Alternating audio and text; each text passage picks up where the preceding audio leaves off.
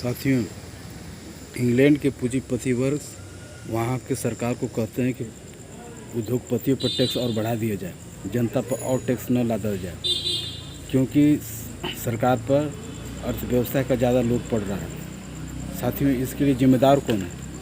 वही पूंजीपति वर्ग। जनता का पैसा सरकार के द्वारा लोन के रूप में लेते हैं, लेकिन और लोन भी चुकाते नहीं। जो उन पर रेट ऑफ इंटरेस्ट लगता है उसको भी सरकार उनके दबाव में कम करती जाती है। वही सरकार पूंजीपतियों पर कभी नहीं दबाव बनाती है कि नहीं, आप मज़दूरों को ज़्यादा से ज़्यादा मजदूरी दें ताकि उनकी जीवन यापन ठीक से चल सके। श्रम कानून भी पूंजीपति वर्ग माने, समान काम का समान वेतन लागू करें, ये सरकार उन पर दबाव नहीं बनाती। अब जब आर्थिक मंदी आ गई है, इसका जिम्मेदार भी वही लोग हैं, क्योंकि जिस रेट से उत्पादन हो रहा है उस रेट से बेरोजगारी महंगाई के चलते आम जनता उन्हें खरीद नहीं पाती है, तो वह उत्पादित माल अतिरिक्त उत्पादन हो जाता है। साथियों, यह पूंजीवादी अर्थव्यवस्था का यही चरित्र है कि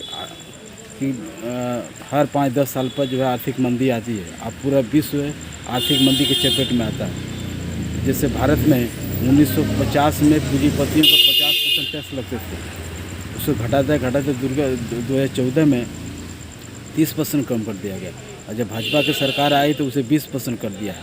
तो साथ ही जो विश्व भर में जो आर्थिक मंदी है, यही पूंजीपति वर्ग ही जिम्मेदार है।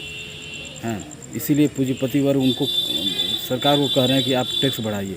अगर टैक्स क्यों बढ़ा रहे हैं? अगर वही पूंजीपति वर्ग मज़दूरों को मजदूरी बढ़ा दें तो उनकी क्रय क्षमता बढ़ेगी। जब क्रय क्षमता बढ़ेगी तो उनका माल भी बिकेगा, उनकी आमदनी भी बढ़ जाएगी।